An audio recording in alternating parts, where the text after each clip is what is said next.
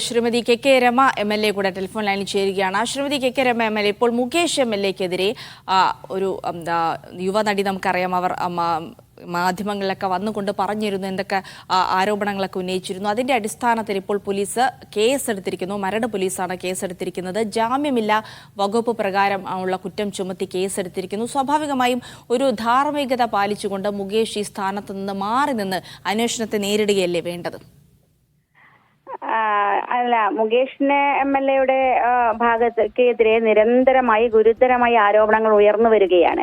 അത് ഈ ഒരു സാഹചര്യം മാത്രം, ഇപ്പൊ നടി ഉന്നയിച്ച ആരോപണം മാത്രമല്ല, ഇതിന്റെ മുന്നേയും നമുക്കറിയാം കാസ്റ്റിംഗ് കൗച്ച്, അതുപോലെ തന്നെ മീറ്റു ആരോപണങ്ങളൊക്കെ അദ്ദേഹത്തിന് നേരെ ഉണ്ടായിരുന്നു. സ്വന്തം ഭാര്യ വളരെ ഗുരുതരമായി ആരോപണങ്ങൾ ഉന്നയിച്ചിരുന്നു. ആ സമയത്തൊന്നും ഒരു ധാർമ്മികതയും അദ്ദേഹത്തിന്റെ ഭാഗത്തുണ്ടായില്ല. അതുകൊണ്ട് ധാർമ്മികതയൊന്നും നമ്മൾ പ്രതീക്ഷിക്കേണ്ടതില്ല. അങ്ങനെ ഒരു ധാരണയും മിഥ്യാധാരണ ഇതും എനിക്കില്ല. ഇത് ചെയ്യേണ്ടത് CPM നേതൃത്വം ഇടപെട്ട് അദ്ദേഹത്തിനോട് രാജി ചോദിച്ചു വാങ്ങണം. ഇനി ഒരു നിമിഷം പോലും ആ സ്ഥാനത്ത് തുടരാൻ അദ്ദേഹത്തിന് അർഹതയില്ല. ഒരു നിമിഷം പോലും ആ സ്ഥാനത്ത് ഇരിക്കരുത്. ജനങ്ങളുടെ പ്രതിനിധിയായിട്ടാണ് MLA ഇരിക്കുന്നത്. MLA എന്നത് ജനങ്ങളുടെ പ്രതിനിധിയാണ്. ജനങ്ങളുടെ പ്രതിനിധി ഇതുപോലെയുള്ള ഒരു വ്യക്തിയാവാൻ പാടില്ല എന്നുള്ള നിലപാടെടുക്കേണ്ടത് ആ പാർട്ടിയാണ്. അപ്പൊ ആ പാർട്ടിയാണ് ഇതിനകത്ത് തീരുമാനമെടുക്കേണ്ടത്. മുകേഷിനോട് രാജി ചോദിച്ചു വാങ്ങണം. തീർച്ചയായിട്ടും അത് തന്നെയാണ് നമ്മളും വിചാരിക്കുന്നത്. പക്ഷേ പലതരത്തിലുള്ള ന്യായീകരണം ഇക്കാര്യത്തിൽ ഉയർന്നു വരാനുള്ള സാധ്യതയുണ്ട്. കാരണം കേരളത്തിന്റെ ചരിത്രത്തിൽ ഒരു MLA ഇതുവരെ ഇത്തരം ഒരു ആരോപണം വന്നിട്ട് അത് മാറി നിന്ന് അവിടെ രാജിവെച്ചുകൊണ്ട് അതിനെ നേരിട്ട ചരിത്രമില്ല എന്നുള്ളത് കൊണ്ട് തന്നെ അത് ഉയർത്തിപ്പിടിച്ചുകൊണ്ടായിരിക്കണം ഒരുപക്ഷെ അത് പരോക്ഷമായെങ്കിൽ പോലും CPM അതിനെ പ്രതിരോധിക്കുക എന്ന് മനസ്സിലാക്കുന്നുണ്ട്. അതിനുള്ള സാധ്യതകളല്ലേ കൂടുതൽ? അല്ല, ഇങ്ങനെയൊരു കേസെടുത്ത ഗുരുതരമായ ജാമ്യമില്ലാത്ത വകുപ്പ് പ്രകാരം കേസെടുത്ത ഒരു വ്യക്തി ആ സ്ഥാനത്തിരുന്നു കൊണ്ട് എങ്ങനെയാണ് സത്യസന്ധമായ അന്വേഷണം നടത്താൻ സാധിക്കുക? ആ കേസ് അട്ടിമറിക്കപ്പെടില്ലേ? പിന്നെ അത് പ്രഹസനമാവില്ലേ ഈ കേസെടുക്കലൊക്കെ? എന്തെങ്കിലും തരം ആത്മാർത്ഥത അതിനകത്തുണ്ടാകുമോ? അപ്പൊ ഒരു സ്ഥാനത്തിരുന്നു കൊണ്ട് അത് കേസ് അന്വേഷിക്കുന്നതിൽ യാതൊരു യുക്തിയുമില്ല. അങ്ങനെ കൊണ്ടുപോകാൻ പാടില്ല. അത് CPM പക്ഷേ അങ്ങനെ ന്യായീകരിക്കുകയാണെങ്കിൽ തീർച്ചയായിട്ടും അവർ വീണ്ടും ജനങ്ങളിൽ നിന്ന് ഒറ്റപ്പെടും. അല്ലെങ്കിൽ തന്നെ CPM ഇപ്പോൾ ജനങ്ങളുടെ മുന്നിൽ വലിയ ചോദ്യചിഹ്നമായി നിന്നുകൊണ്ടിരിക്കുന്ന ഒരു സാഹചര്യമാണ്. ഈ ന്യായീകരണങ്ങളാണ് CPM നേതാക്കന്മാർ ഇനിയും നടത്തിക്കൊണ്ടിരിക്കുന്നതെങ്കിൽ അവർക്ക് വലിയ വില അതിനകത്ത് നൽകേണ്ടി വരും എന്ന കാര്യത്തിൽ ഒരു സംശയമില്ല. അതായത് സ്ത്രീ സംരക്ഷകരെന്ന് അവകാശപ്പെട്ടുകൊണ്ടാണ് സർക്കാർ ഇപ്പോൾ നടക്കുന്നത്. സർക്കാർ 4.5 വർഷം 5 വർഷമേ റിപ്പോർട്ട് പൂർത്തിവെച്ചതൊന്നും ഇപ്പോൾ ഇല്ല. ഈ സർക്കാർ ഉള്ളത് കൊണ്ടാണ് ഇത്തരത്തിലൊരു കാര്യങ്ങൾ പുറത്തു വന്നത്, നിർഭയം കേസെടുക്കാൻ കഴിയുന്നത് എന്നൊക്കെ പറഞ്ഞുകൊണ്ടിരിക്കുന്ന സർക്കാർ സ്വാഭാവികമായും അവർ സ്ത്രീ സംരക്ഷണത്തിന് വേണ്ടി നടത്തിയ നടപടികളുടെ ഭാഗമായി കൂടിയാണ് ഈ കേസ് ഉണ്ടാകുന്നത്.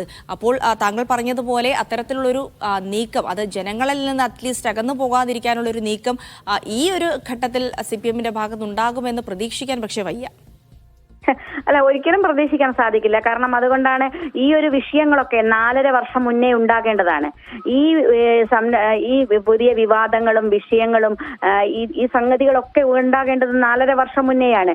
ആ റിപ്പോർട്ടിനെ ബേസ് ചെയ്തുകൊണ്ടാണല്ലോ ഇത്തരം സംഭവങ്ങളൊക്കെ ഇപ്പൊ വന്നിരിക്കുന്നത്. അത് പുറത്തുവിടാതെ ഇരുന്നതിന്റെ പ്രധാന കാരണം ഇപ്പോഴാണ് നമുക്ക് മനസ്സിലാകുന്നത്. ഇതുപോലെയുള്ള ആളുകൾക്ക് ഇതിനെതിരെ ഗുരുതരമായി ഈ റിപ്പോർട്ടിൽ പറഞ്ഞിട്ടുണ്ട്. അത് പുറത്തു വന്നാൽ അത് പ്രശ്നമാണ് എന്ന് പാർട്ടിക്ക് ബോധ്യമുള്ളത് കൊണ്ട് തന്നെയാണ് അത് ഇതുവരെ പുറത്തുവിടാതിരുന്നത്. അപ്പോൾ അങ്ങനെ പുറത്തുവിടാതെ ഇരുന്ന ഒരാളുകൾ നിങ്ങൾ ഏത് സ്ത്രീകളുടെ കൂടെയാണ്, നിങ്ങൾ ഏത് ഇരയ്ക്കൊപ്പമാണ്? ഒരു ന്യായീകരണവും അവർക്ക് പറയാനില്ല. അതിനകത്ത് അവരോടൊപ്പമല്ല എന്നുള്ളത് തന്നെയാണ് തെളിയിച്ചുകൊണ്ടിരിക്കുന്നത്. അതുകൊണ്ട് CPM നേതാക്കന്മാരുടെ ന്യായീകരണങ്ങളൊക്കെ വൃഥാവിലാണ്. അവര് ജനങ്ങളെ പരിഹസിക്കുകയാണ്, ഇവിടുത്തെ സ്ത്രീകളെ ആണ് പരിഹസിച്ചുകൊണ്ടേയിരിക്കുന്നത്. അതുകൊണ്ട് ഇത് ഈ ഒരു ശുദ്ധീകരണം, ഇപ്പൊ ഒരു ശുദ്ധീകരണം നടക്കുകയാണ് ഒരു മേഖലയിൽ. ഇത് ഒരു മേഖലയിൽ മാത്രം നിൽക്കരുത്.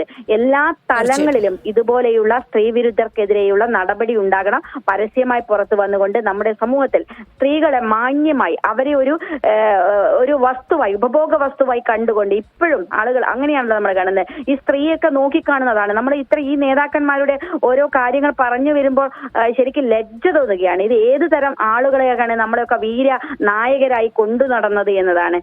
സിനിമയിൽ ചിരിപ്പിക്കുകയും കഥാപാത്രങ്ങളെ അവതരിപ്പിക്കുകയും ചെയ്യുന്ന ആളുടെ ഉള്ളെന്തായിരുന്നു എന്നുള്ളത് അറിഞ്ഞുകൊണ്ടിരിക്കുകയാണ്. ഇവരാണ് വീരന്മാരായിട്ട് ഈ നാട് മുഴുവൻ പുകഴ്ത്തിക്കൊണ്ടിരിക്കുന്നത്.